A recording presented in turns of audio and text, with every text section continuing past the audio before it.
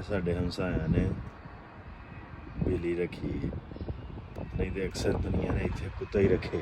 ਸ਼ੁਕਰ ਹੈ ਇਹਨਾਂ ਬਿੱਲੀ ਰੱਖੀ।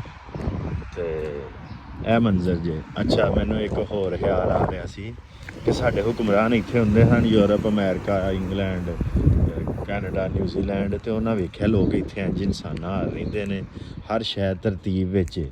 ਉਹਨਾਂ ਨੇ ਕਿਹਾ ਠੀਕ ਹੈ, ਉਹ ਜਿਹੜੇ ਜਾਨਵਰ ਰਹਿੰਦੇ ਨੇ ਨਾ ਅੰਦਰੂਨ ਸ਼ਹਿਰ ਗੁਜਰਾਂਵਾਲੇ, ਲਾਹੌਰ, ਪਿਸ਼ੌਰ, ਕਰਾਚੀ, ਜਿਹੜੇ ਤੰਗ ਗਲੀਆਂ 'ਚ ਰਹਿੰਦੇ ਨੇ ਉਹਨਾਂ ਨੂੰ ਰਹਿਣ ਦਿਓ, ਅਸੀਂ ਆਪਣੇ ਵਾਸਤੇ ਟਾਊਨ ਬਣਾ ਲੈਂਦੇ ਹਾਂ। DH ਜਰਨਲ ਆਏ, ਉਹਨਾਂ ਨੇ ਆਪਣੇ ਵਾਸਤੇ DH ਬਣਾ ਲਏ, ਬਹਿਰੀਆ ਹਾਊਸਿੰਗ ਬਣਾ ਲਈਆਂ ਉਹਨਾਂ ਨੇ।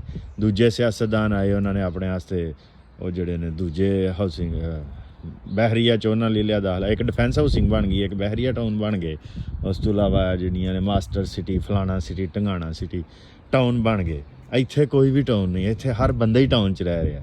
ਅਤੇ ਜਦੋਂ ਅਸੀਂ ਆਜ਼ਾਦ ਹੋਵਾਂਗੇ, ਜਿੰਨੇ ਟਾਊਨ ਬਣੇ ਨੇ ਨਾ, ਉੱਥੇ ਆਮ ਜਨਤਾ ਨੂੰ ਵੀ ਅਸੀਂ ਇਨਸ਼ਾਅੱਲਾ ਰੱਖਾਂਗੇ। ਔਰ ਜਿਹੜੇ ਇਹਨਾਂ ਨੇ ਸਾਡੇ ਪਿੰਡਾਂ ਦੇ ਜ਼ਮੀਨਾਂ ਖਤਮ ਕਰਕੇ ਟਾਊਨ ਬਣਾਏ ਨੇ ਨਾ, ਉਹਨਾਂ ਟਾਊਨਾਂ ਦੇ ਨਾਂ ਮਾਸਟਰ ਸਿਟੀ ਜਿੰਜ ਨਾ, ਉਹ ਕੋਟਲੀ ਗੰਢਿਆਂ ਵਾਲੀ ਦੇ ਵਿੱਚ, ਅਤੇ ਉਹਦਾ ਨਾਂ ਹੈਗਾ ਕੋਟਲੀ ਗੰਢਿਆਂ ਵਾਲੀ ਨਵੀਂ ਆਬਾਦੀ। ਇਨਸ਼ਾਅੱਲਾ ਅਸੀਂ ਆਪਣੇ ਨਾਂ ਵੀ ਵਾਪਸ ਲਵਾਂਗੇ।